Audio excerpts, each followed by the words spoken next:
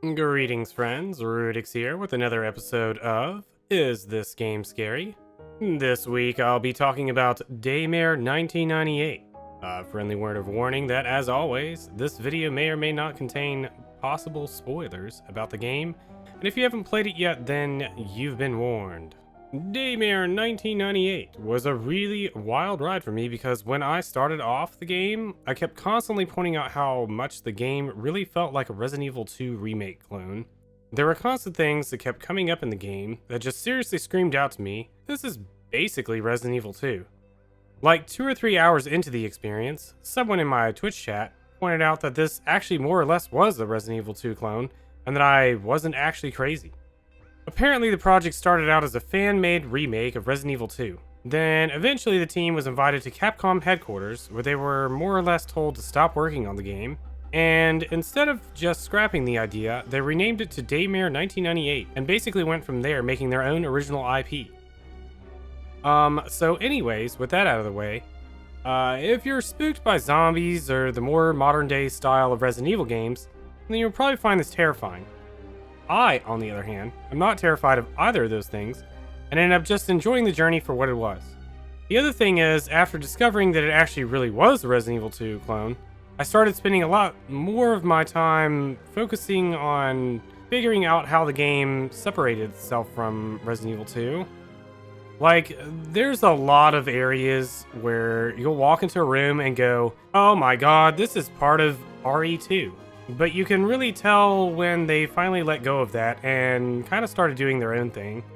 You can also unfortunately tell where their budget started to run out, and they had to really start wrapping things up. The overall experience of the game was pretty great for an action game developed by a small studio. There's lots of puzzles and tons of enemies everywhere, so you've always got something going on to keep you on your toes. It's also got a lot of really nice accessibility options for people that want to play the game in their own specific way, and a lot of the options like turning off puzzles or just general visualization settings really need to be included in games of this type in the future. Honestly, everything was pretty well done when you look at the situation the game was in leading up to its final product. Unfortunately though, the game was never really scary for me.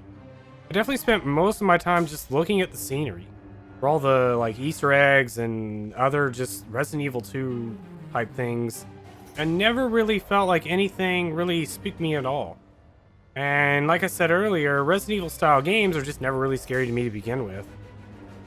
I worked in retail for 10 years or so, dealing with mindless angry zombies coming at you from every direction. This isn't something I'm not already used to dealing with on a daily basis from working during the Christmas season. So I give this game like 2 out of 10 spooks on the spooky scale, or at least trying to be spooky. There's a fair number of hilarious spook moments that I'm pretty sure would startle someone, so I know they were putting in a good effort, but it didn't really work very well on me.